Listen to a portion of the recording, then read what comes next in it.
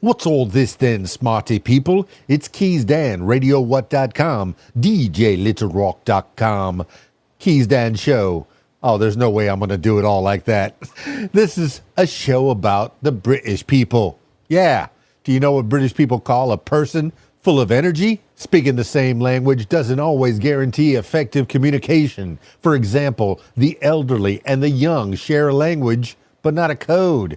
In the case of our fellow English speakers across the pond, some words and phrases are quite specific to their culture. Have you ever heard someone say, Bagsy?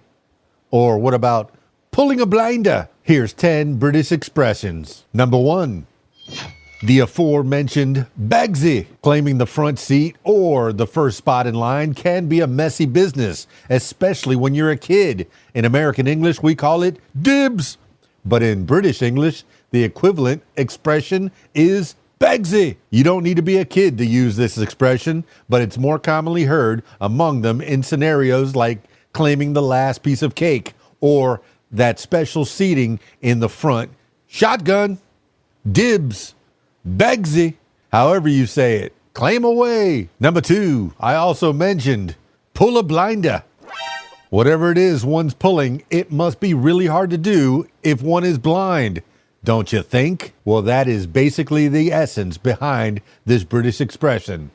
Pulling a blinder describes the result of achieving something that is deemed impossible or difficult, but without any kind of effort at all. Skill might be important, but according to this expression, the X factor is good luck. And the person saying this is a bit skeptical about the achievement. Have you ever used it? Number 3, I've heard this one a bunch of times. Bob's your uncle. This quirky phrase has a quirky backstory, and here it is. Similar to et voilà. This phrase is used when you get something done and want to celebrate.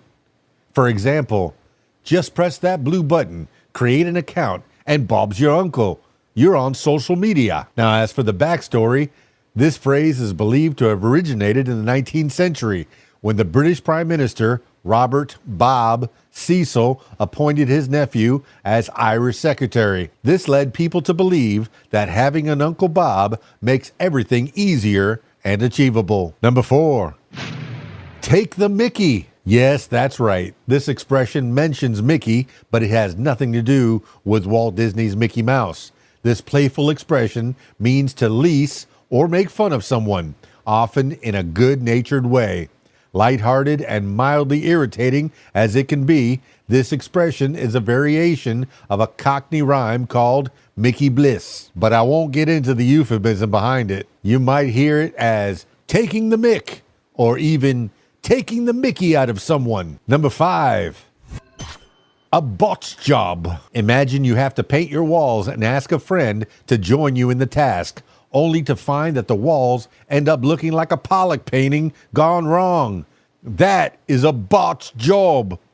The word botch has been used since the Middle Ages to refer to the action of repairing something without much skill. Over time, it evolved to mean both a task done badly in a hurry and its obvious disastrous consequences.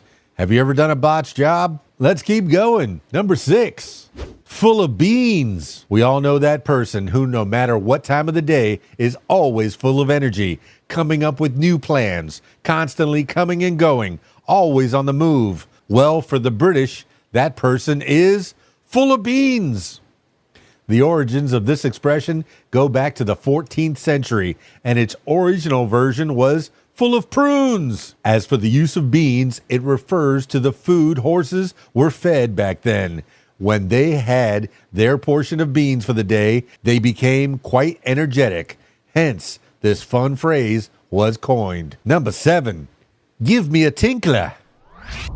The full expression is actually, give me a tinkler on the blower, and it is naturally used in colloquial, informal British English. Now, as for the meaning, it means to call someone on the telephone. The main component of this phrase is the word tinkle, which comes from Middle English and refers to a succession of ringing sounds. In that sense, the meaning of the word evolved in such a manner that it came to refer to the sounds made by the phone. Continuing on, number 8. Brawley. The United Kingdom is known for many things, but one stands out the most: the rain.